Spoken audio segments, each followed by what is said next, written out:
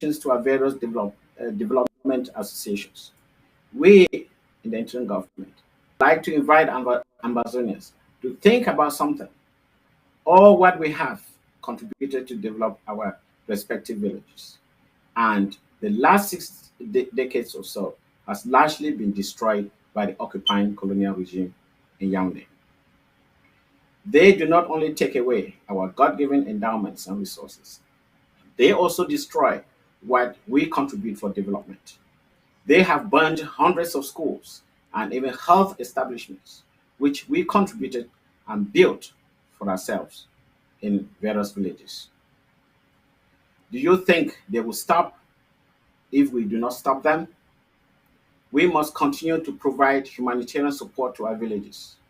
But the IG believes that we should prioritize contributions to support our refugees, free the homeland, regain our complete independence so that we can all return to create conditions that will be conducive, lasting development. Thank you.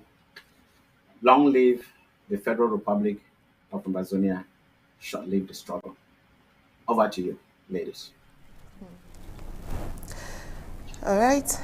All right, thank you so much, Dr. Martin. That was really quick, but that's fine. That's beautiful to give us enough time to deliberate and dialogue properly.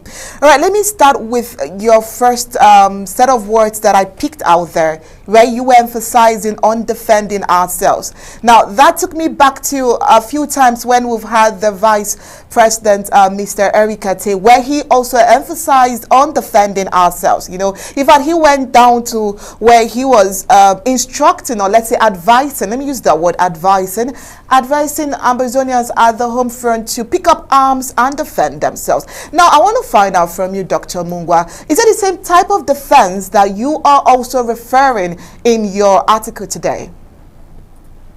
Yes, thank you for that question. Ultimately, yes, I agree with what the Vice President said, and that's what ultimate self-defense is all about.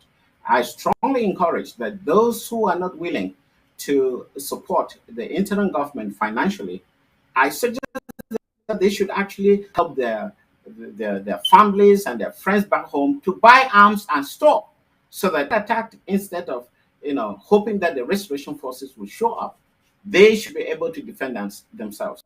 And I totally agree with the proposal that VP Ate suggested on this platform.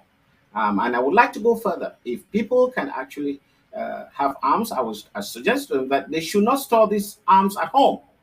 They should put it in a secret place, so that when the thugs are arriving, they should run away from their home, go get their arms, and then come back and deal with them.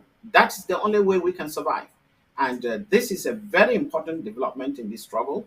And I hope that if everybody, even those who may not be directly supporting us financially, should get arms for themselves, we will support them. I think that's a good thing to do. And that's the right thing to do. Over to you. Okay, so Dr. Mungwa, in regards to your theme for today, what's your perspective on renewed arms to coal? Renewed calls to arm, rather. What is your perspective on that? Well, it is very simple. I think what I'm trying to say here is that when we talk about arming ourselves, it's not just through the traditional process where we say we are going to have a draft, and we have to get some finances and not fund the ARF. That's good and fine. I think we are going to pursue that. But we realize that I don't think everybody's actually participating, in as much as we recognize the contribution that a lot of people have made. But those who are not making this contribution, they should also know that their families at home are also at risk. So they may actually independently arm their families, so that when it comes to self-defense, it's not just the role of the ARFs, it's the role of everybody, including those who don't even fund the ARFs. Let them be able to acquire arms, so that when they are attacked, as we've heard in recent weeks and months, they should be able to defend themselves. And I'm sure it's going to be far more effective. And if a group of people know that they have arms, they can pull themselves together and join the ARFs, and together they'll be able to defend their communities. So it is not just the traditional message that we'll be sending out that, okay, we need, this is the time to